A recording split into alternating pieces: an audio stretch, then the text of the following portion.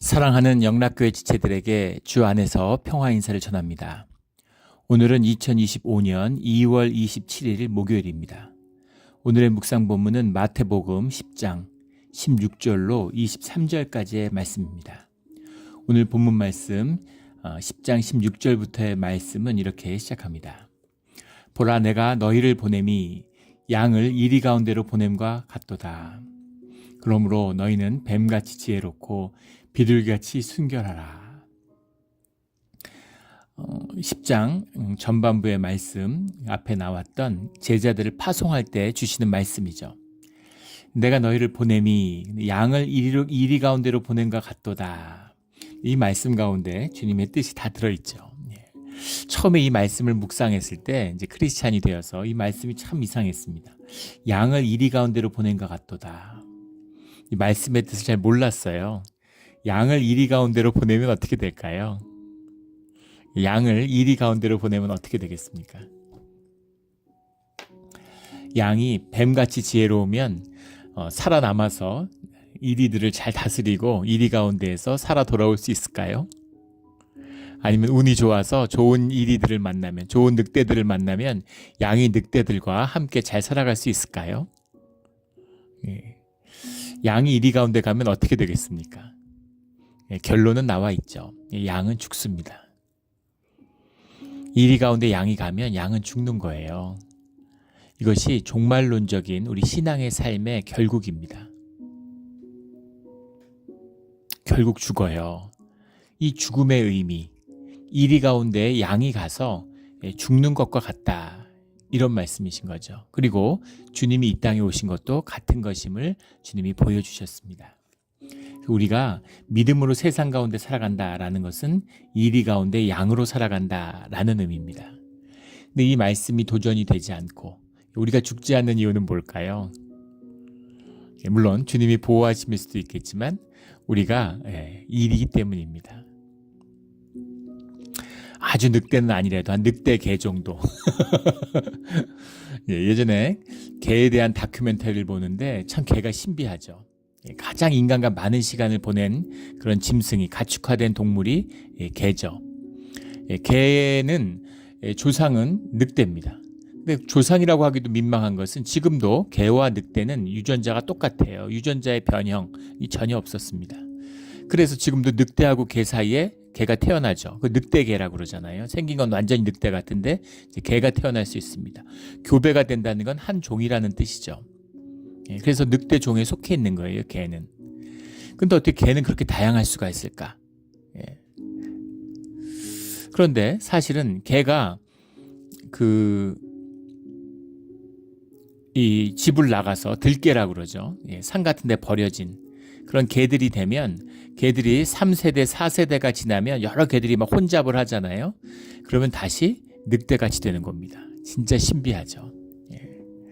예전에 러시아의 유명한 진화 생물학적인 연구의 결과가 있죠. 은빛 여우에 대한 그 냉전 시대 때 은빛 연구에 대한 이 연구가 생물학적 연구가 굉장히 러시아에서 활발했습니다. 러시아가 동방에 왜 이렇게 러시아는 큰 나라가 됐을까? 이 피혁 가죽을 얻기 위한 거죠. 여우 가죽, 늑대 가죽, 곰 가죽 이런 걸 얻기 위해서 끊임없이 동쪽으로 가는 거예요. 그래서 베링해를 건너가지고 북미 대륙까지. 그래서 우리 여기 산타로사에 우리 캘리포니아에 러시안 리버가 있잖아요. 그때 러시아 사람들이 여기까지 와서 아직 서부 개척이 되기 전에 이 산타로사에 와가지고 오두막을 짓고 거기서 사냥을 해가지고 이제 피혁들을 구해가지고 간 겁니다. 놀라운 모험 정신이죠. 알래스카도 물론이고 하와이에도 갔었고 하와이도 알고 있었다는 거죠. 원주민들이 알고 있으니까. 지금은 이제 미국 땅이 되었지만 그래서 피혁을이 사실은 러시아가 농사도 안 되고 한 대 있으면서도 살아갈 수 있었던 게 밀농사하고 비교가 안 되는 거죠. 금값보다 이 피혁의 값이 더 비싼 겁니다. 러시아의 부를 지탱했던 거죠. 그런데 은빛 여우의 털이 최고잖아요. 그 은빛 여우의 털이 최고랍니다. 그 털을 이제 가축화할 수 있다면, 은빛 여우를 개처럼 만들 수 있다면, 그러면 엄청난 부가가치가 되겠죠. 그래서 그것을 개량하기 위한 은비녀를 가축으로 개량하기 위한 이제 그런 작업에 이제 심혈을 기울인 거죠. 그래서 2, 3년이면 새끼가 태어나니까 새끼 중에서 쌓아나온 거 야성이 있는 건 도태시키고 그 다음에 계속 그것을 이제 교배해 가면서 아주 온순하고 순한 종을 만들려고 개처럼 그런 노력을 한 겁니다. 4세대가 지나니까 정말 개처럼 친밀하고 적대적이지 않고 사람에게 친근하고 다가오고 이런 애들만 구별해가지고 또 그렇게만 새끼를 낳게 하고 계속 그렇게 가는 거죠. 처음에 늑대가 개가 된 과정과 같은 겁니다. 그런데 신기한 건 뭐냐면 그래서 4세대 만에 좀 개 같은 완전히 개와 같은 그런 은빛 여우가 나온 거예요.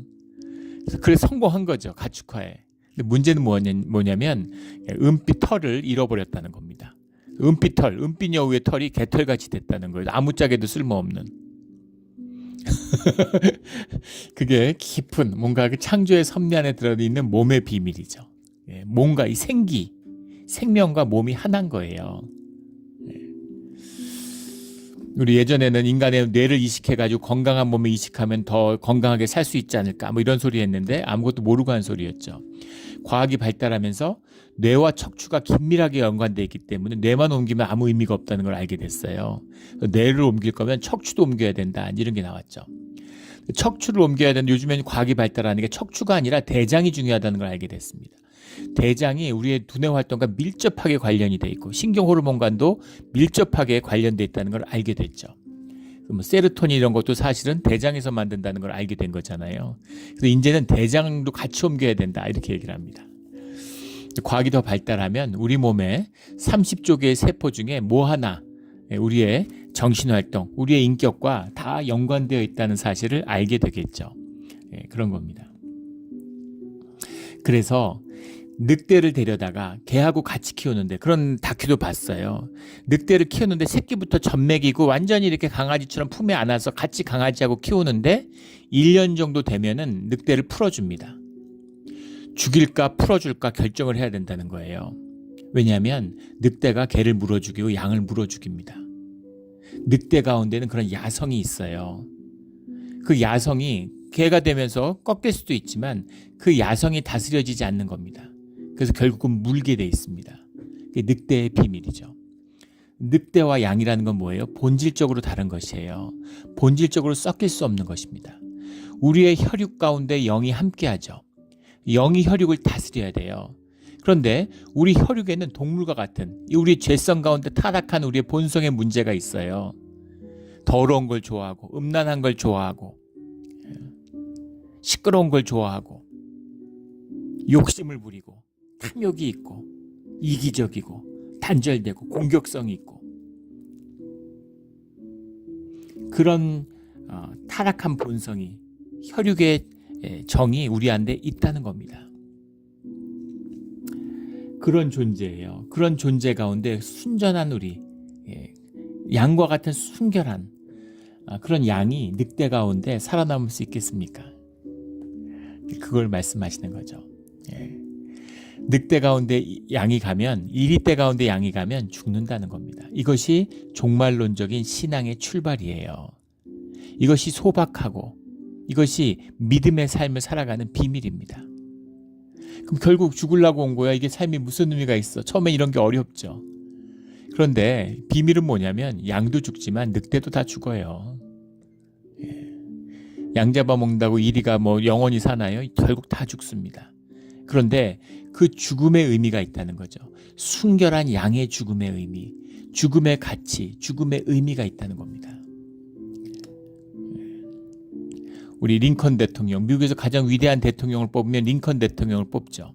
대통령으로서 위대하지만 당연하지만 아주 신앙인이었습니다. 그의 기도하는 것, 기도문 이런 걸 보면 또 그 어머니가 남긴 기도문 이런 걸 보면 정말 눈물이 쏟아지죠. 2살짜리 아이를 두고 떠나는 엄마의 기도예요. 근데 링컨의 생애가 정말 얼룩졌습니다. 7번인가요? 9번인가요? 선거에서 계속 떨어졌어요. 근데 신비한 건 51세 대통령이 됐는데 51세가 될 때까지 거의 모든 선거에서 다 떨어졌습니다. 하이라이트는 41살인가 떨어진 무슨 조합정 선거도 떨어지고 심지어 공원 관리인 선거도 떨어졌어요. 동네 공원을 관리하는 관리인에 응모했는데 그것도 떨어졌습니다. 예, 왜 그랬을까요? 예, 참 이상하죠. 예, 그런 거 뽑아줄만 하잖아요. 그리고 사람들도 만나고 이것도 신인도도 높은데 예, 상원의원 2번인가 떨어지고 마지막에 대통령이 됐는데 뭐 대통령이 돼서 보상받았다 이런 얘기가 아니라 위대한 대통령이 되고 예, 링컨이 아니었으면 뭐 미국이 두 쪽 났을 거예요. 두 쪽 나는 게 아니라 4분 오열돼서 망했을 겁니다. 지금도 내전의 위협에 맨날 시달리죠, 미국은. 그 미국을 미국으로 만든 거. 인도가 된 건 간디 때문이라고 그러죠. 미국이 된 건 링컨 때문이에요. 위대한 대통령이 된 겁니다. 뭐 노예를 해방시키고 뭐 이런 것도 있지만 뭐 남북 전쟁에 승리하고 그런 게 아니라 미국을 정의와 가치에 기반한 나라로 거듭나게 만든 그 대통령이 링컨인 거죠. 예. 그런데 어떻게 그렇게 계속 떨어졌는데 마지막엔 그런 훌륭한 지도자가 됐을까? 실패와 좌절 가운데, 절망 가운데 주님의 꿈을 피워내는 그 신앙의 비밀을 만났기 때문이죠. 이게 인생의 비밀이고 신앙의 비밀입니다. 좌절과 아픔으로 사는 거예요. 주님의 순결한 양들은 좌절과 아픔으로 살다가 꿈을 품고 죽는 겁니다. 그래서 그 꿈이 이어지고 그 꿈이 점점 더 연그러지고 피어나게 되는 거죠. 이게 복음의 비밀이고 하나님 나라의 비밀이에요. 주님 안에 기억되는 비밀이죠. 우리 사도행전 읽고 있는데 사도 바울을 보세요. 사도 바울의 삶을 현상적으로 보면 그렇게 비극적이고 비참한 삶이 어디 있습니까? 멀쩡하게 잘 살다가 예수님 만났더니만 삶이 풍지박산 났죠.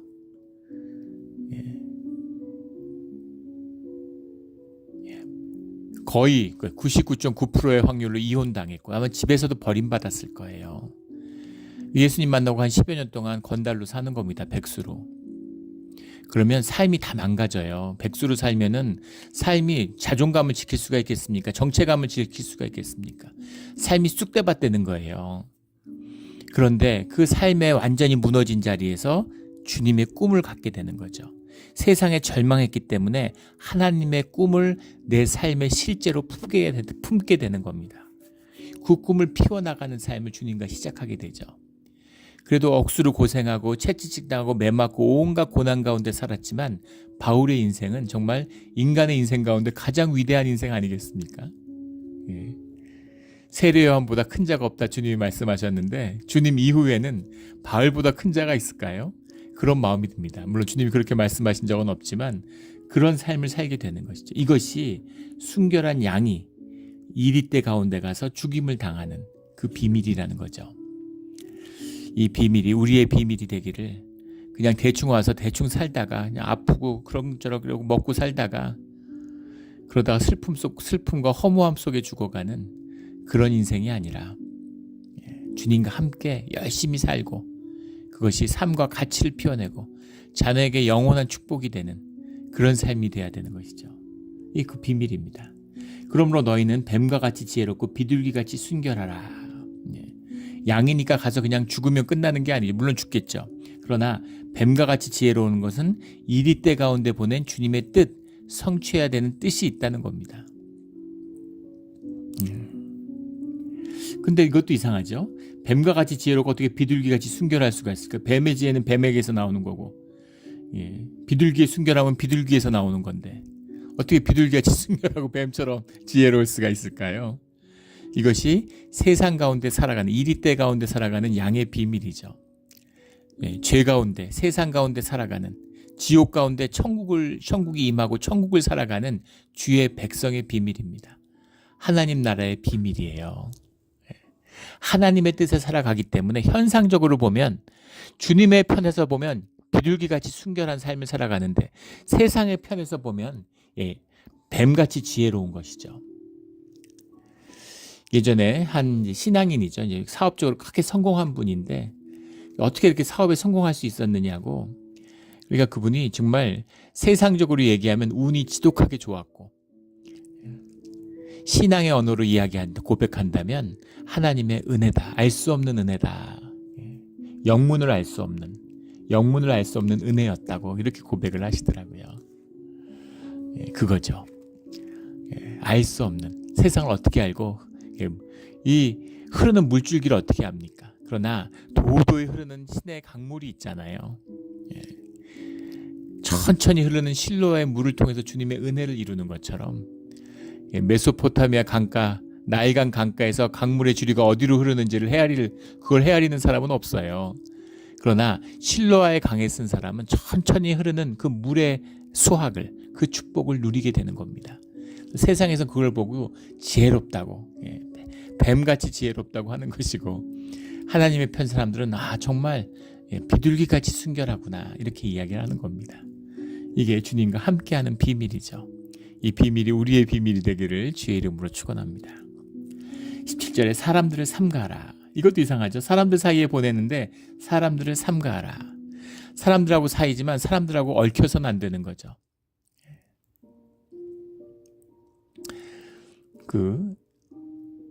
우리 고전에, 동양의 고전에 공자 선생도, 공부자 선생도 똑같은 이야기를, 비슷한 얘기를 했습니다. 군자는 화이부동하고 소인은 동의불화한다고. 군자는 화이부동, 같이 조화롭게 잘 지내는데 같지 않아요. 소인은 동의불화, 똑같은 놈들인데 맨날 다투는 겁니다. 서로 네가 잘못했다, 제가 나쁜 사람이다 이러고. 기가 막힌 말씀이죠. 우리 신앙인도 마찬가지입니다. 세상 가운데 살아가지만 세상에 속하지 않았어요. 세상 사람들을 섬겨주고 그들을 화목 가운데 이끌지만 그들과 동류는 아닙니다. 이게 신앙의 비밀이에요. 믿음이 좋아서 사람들하고 함께 어울리지 못한다고 하는 사람들이 아주 많습니다. 요즘에 아주 많죠. 물론 기독교가 타락하고 종교가 부패하기 때문이기도 합니다. 그러나 우리를 세상 가운데 보내셨어요. 우리를 죄악 가운데 보내셨습니다. 주님이 죄인들과 함께 먹고 마시고 죄인들과 집에 머물고 죄인들을 품어주세요. 그게 이 땅에 온 죄인을 구하러 온 주님의 길입니다. 그래서 우리가 세상 가운데 죄인들과 함께 살아가야죠. 또 우리가 용서받은 죄인이잖아요. 우리의 죄를 용납하고 받아주신 주님의 길을 가는 거예요. 그러나 다시 죄인이 되고 다시 죄 속에 뭉쳐가지고 구분이 안 되는, 그래서는 안 된다는 것이죠. 사람들을 삼가하고 주님과 함께하는 것입니다. 주님이 사람들과 함께하지만 혼자 떨어져서 주님 앞에 가서 기도하는 것처럼, 물론 신앙의 여정 가운데 주님이 아브라함을 본토 친척에서 불러내는 것처럼 그렇게 분리되는 시기가 있습니다. 그런 시기를 지나야 돼요. 주님이 불러내는 시기가 있어요. 불러내는 겁니다. 그래서 친구도 잃어버리고 가족도 잃어버리고 내가 살아온 모든 경험 가운데서 떨어져 나오는 시기가 있는 거죠. 그런데 주님이 다시 주님 안에서 보냄을 받는, 그 가운데 파송을 받아서 보냄을 받는 시간이 있는 겁니다. 그곳으로 돌아가야 되는 거죠. 녹지 않고 엉겨붙지 않고 그곳에서 비둘기 같은 순결함을 지킬 수 있는, 주님과 하나 되는 비밀이 풀리면 보내심을 받는 거죠. 사람들 가운데 살아가지만 사람들을 삼가하는 겁니다. 그들이 너희를 공회에 넘겨주겠고 그들이 회당에서 채찍질하리라. 이것이 세상의 본질인 겁니다. 세상 공중의 권세를 마귀가 잡고 있어요. 주님은 세상의 임금이다, 이렇게 얘기하죠. 이게 잠시지만 마귀가 쥐고 있는 세상의 권세입니다. 그래서 주의 자녀들을 핍박해요. 그래서 그 핍박받는 것을, 그렇게 왜 핍박을 하지? 핍박받는 게 당연하다는 겁니다. 18절에 또 너희가 나로 말미암아 총독들과 임금들 앞에 끌려가리니, 우리가 바울의 삶을 통해서 보게 되잖아요.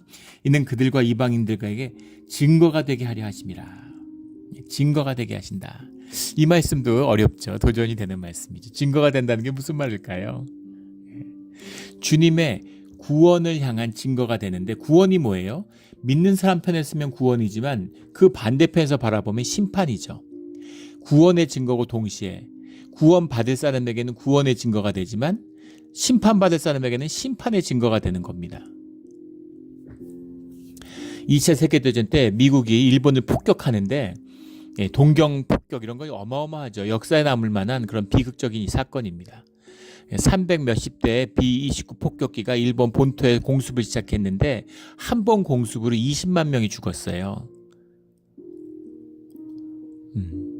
원래 이 편동풍이 심하기 때문에 아시아 쪽에서는, 그래서 그 폭격이 안 되는 겁니다. 유럽에서처럼 폭격이 안 돼요. 그런데 미국이 이렇게 밀집 대형으로 낮은 자리에서 밀집 대형을 이뤄가지고 소위탄으로 되게 나무로 집을 지으니까 이 아시아는 한국도 그렇고 뭐 일본도 중국도 마찬가지지만 습기가 많고 장마가 있죠. 그러니까 이제 나무들로 집을 짓잖아요. 되게 다 목조 건물들인 거죠. 그래서 낮게 날아가면서 소위탄을 이렇게 카펫 버밍 이렇게 융단 폭격을 하는 거죠. 다 태워버리는 거예요. 그 동경 폭격에 대한 기록을 보면은 정말 비참하기 이를 데가 없죠. 예. 막 사람들이 불이 다 타오르니까 물 속에 막 뛰어드는데 너무 그 열기가 뜨거우니까 물이 말라버리고 사람들이 그 열기에 빨리 올라가가지고 하늘로 막 그 솟아 올라가는 타면서 이제 그런 모습이 나타났다는 거잖아요. 예, 정말 뭐 생지옥의 모습이죠. 그런데 미국이 그 폭격을 한 다음에 미국이 또 이제 충격을 받았죠. 그래서 그 다음부터 폭격을 할 때 이제 그 피비라를 대량으로 살포하는 겁니다. 그 도심에서 벗어나라고. 폭격이 있으니까 나가라. 근데 폭격이 있다고 미리 알려주면은 중요한 그 폭격을 해야 될 대상들이나 뭐 기계들, 뭐 공작 기계 이런 거 폭탄 만들고 이런 것들을 다 빼돌릴 거 아니에요. 그런데 그 삐라를 뿌려요. 그걸 왜 뿌릴까?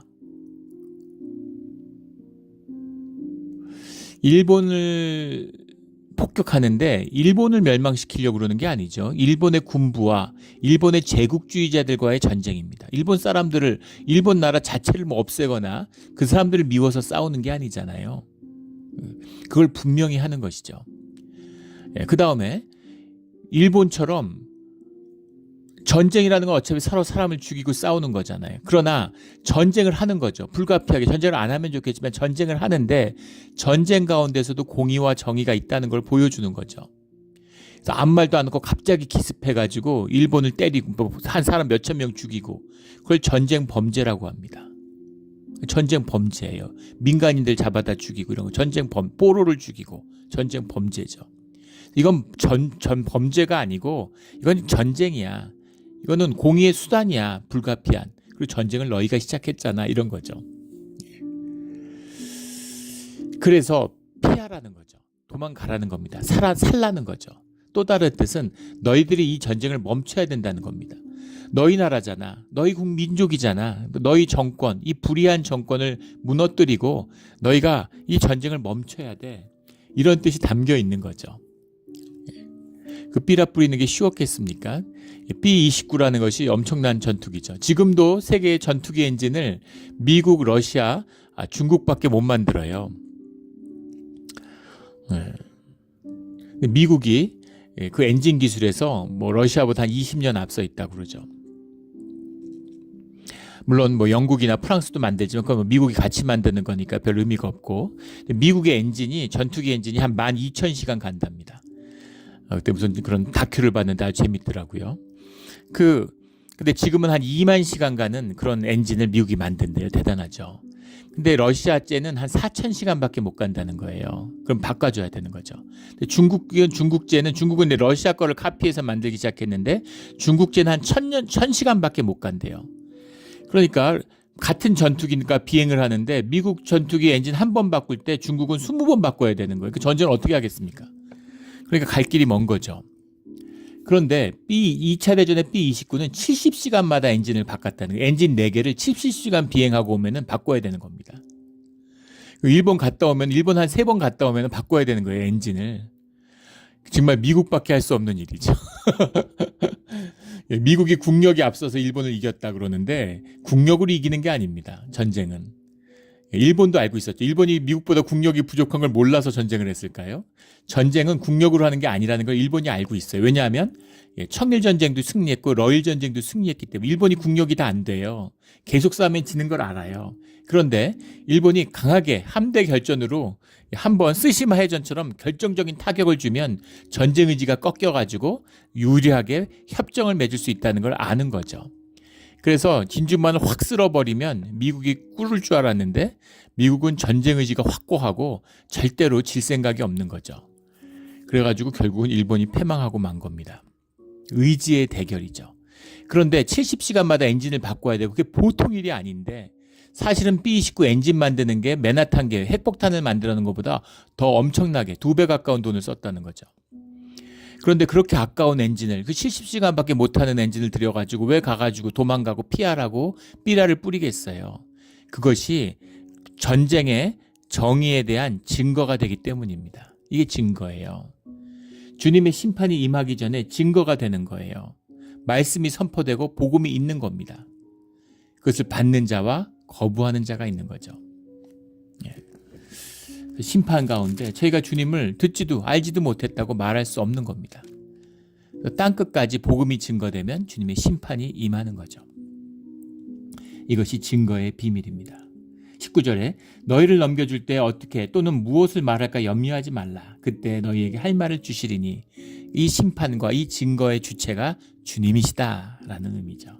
주님이 말씀을 주시니까 아무 걱정할 게 없어. 그렇게 말씀을 주시고 함께 해주실 거면 그 앞에 세움을 받지 못하고 잡혀가지 않게 좀 지켜주시지. 근데 주님은 반대죠. 우리를 그 앞에 세우고 잡혀가게 하시는데 역사하신다는 거예요. 그렇게 부름받은 게 주의 자녀들입니다. 세상을 아니라고 편안하게 살라고 부르신 게 아니라 고통과 고난 가운데 주님의 증거가 되라고 보내신 겁니다. 증거가 되고 증인이 돼야죠. 근데 왜 교회와 교인들 가운데 그런 증거와 증인이 되는 고난과 아픔이 없을까요? 물론 그런 걸 겪는 분들이 많이 계시지만 없는 분이 있다면 삶을 점검해 봐야 돼요. 삶을 돌아봐야 됩니다. 세상에 시달리고 마귀한테 두드려 맞고 시험에 들란 얘기가 아닙니다. 고난이 와요. 근데 고난을 이기고 그것을 넘어서 점점 더 주님의 복음을 선포하는 일에 쓰임받는 일에 더 앞으로 나아가는 거죠.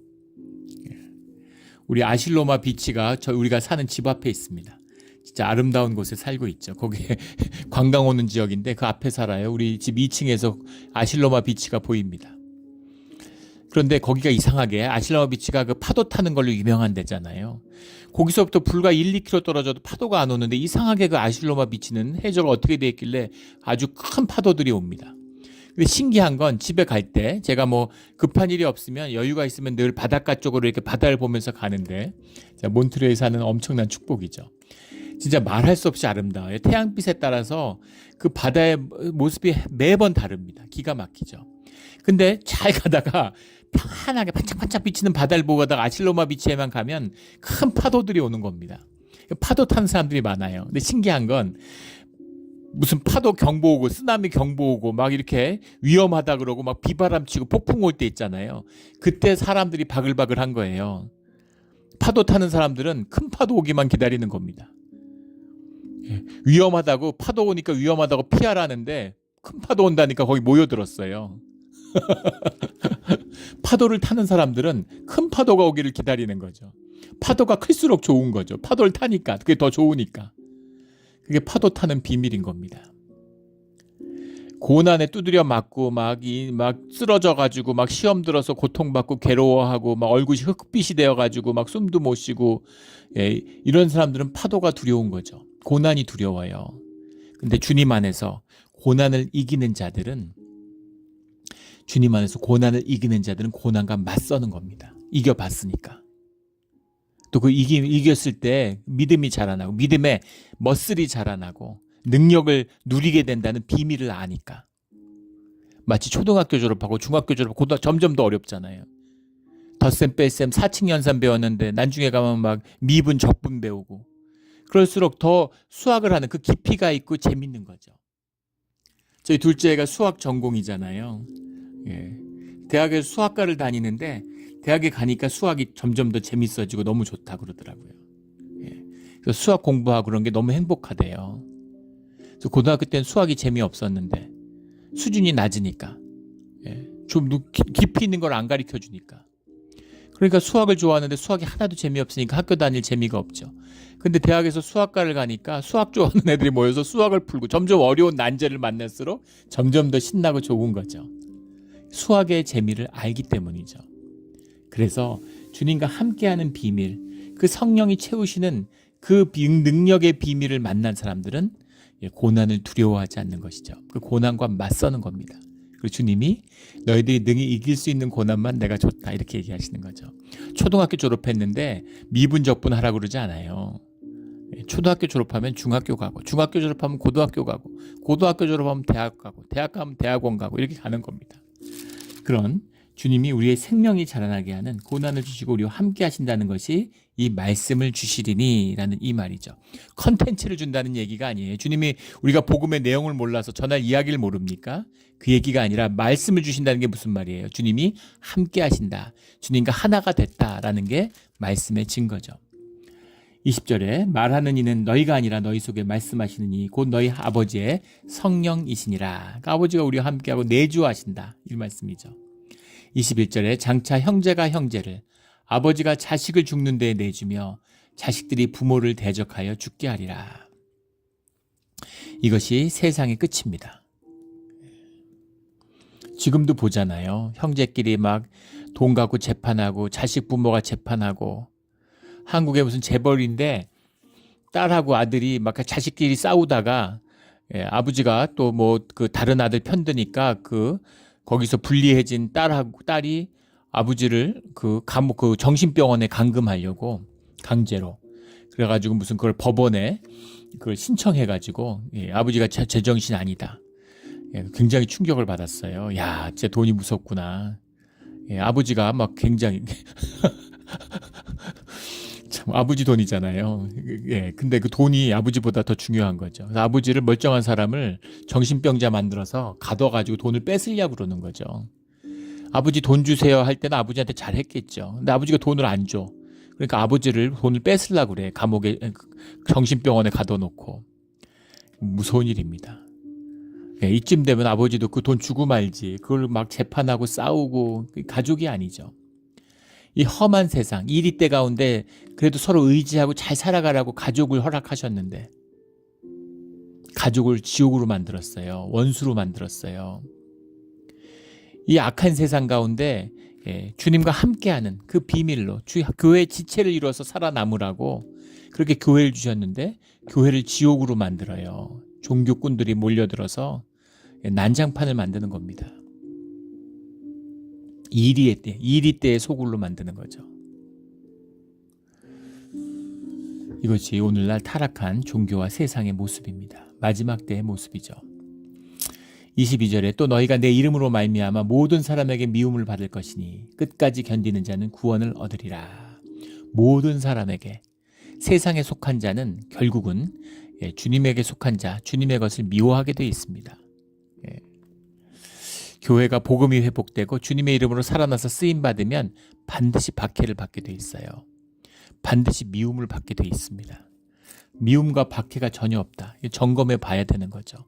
위협이 안 되는 거예요. 쭈그러져 있으니까 별로 위협을 못 느껴요. 세상에서 내버려 두는 겁니다. 끝까지 견디는 자는 구원을 얻으리라. 인내하고 주님과 함께 그것을 이겨내라는 거죠. 끝이 있다는 겁니다. 23절에 이 동네에서 너희를 박해하거든 저 동네로 피하라. 내가 진실로 너희에게 이르노니 이스라엘의 모든 동네를 다 다니지 못하여 인자가 오리라. 이것이 증거와 증인의 비밀입니다. 내가 하는 게 아니에요. 내가 해결하는 게 아니에요. 내가 끝을 봐야지. 내가 악을 진멸하고 하나님 나라를 내가 어떻게 세웁니까? 주님이 하시는 거고 우리는 증거가 되고 증인이 되는 거예요. 그래서 이 동네에서 이렇게 했는데 분위기 안 좋다. 그러면 피하는 겁니다. 상태 안 좋은 사람들, 에고의 사람들, 막 종교꾼들 이런 사람들이 싸우자고 오면 도망가면 돼요. 싸우면 안 됩니다. 이리 도망가고 저리 도망가고 가는 곳마다 우리가 증인이고 내가 증거인데 어디 가든 내가 증거죠. 주님의 살아있는 증거잖아요. 내가 증인입니다. 화목의 증인이고 화평의 증인이고 복음의 증인이죠. 어느 곳에 가든지 어디에 있든지 주님이 함께 하시며 주님의 복음을 증거하는 증인이 되는 것이죠. 이것이 세상에선 뱀과 같은 지혜가 되고 주님께는 순결한 양의 비밀이 되는 거죠. 비둘기의 순결함. 이것을 지키고 살아가는 비밀입니다. 갔는데 첫날 그냥 죽고 이러면 안 되고 가서 이 동네 저 동네 도망 다니면서 주님의 복음을 주님이 허락하시는 끝까지 전하고 그리고 죽는 것입니다. 그러면 주님이 말씀하시잖아요. 동네를 다 다니지 못해서 주님이 오시겠다고. 그 주님이 오시고 구원을 받는 것이죠. 이런 주님의 구원의 역사 가운데 동참하고 주님을 위해서가 아닙니다. 우리를 위해서예요. 주님이 뭐가 아쉽겠어요. 우리를 향한 주님의 긍휼과 사랑입니다. 이 사랑과 긍휼로 이 악한 세상 가운데 주님의 선을 살아내는 그런 주의 자녀들이 되기를, 비둘기처럼 순결하고 양처럼 순결한 그런 주의 자녀들이 되기를 예수 그리스도 이름으로 축원합니다. 아멘. 기도드리겠습니다. 하나님 아버지 감사합니다. 주님이 주시는 말씀이 이해가 안 되고 어려웠습니다. 하지만 이제는 그 말씀이 무슨 말씀인지 알 것 같습니다. 하지만 우리가 뭘 알겠습니까? 주님과 함께 주님의 복음을 삶으로 살아서 그 복음이 내 삶이 되고 내가 증인이 되고 증거가 되게 하여 주시옵소서. 감사하며 예수 그리스도 이름으로 기도드렸습니다. 아멘.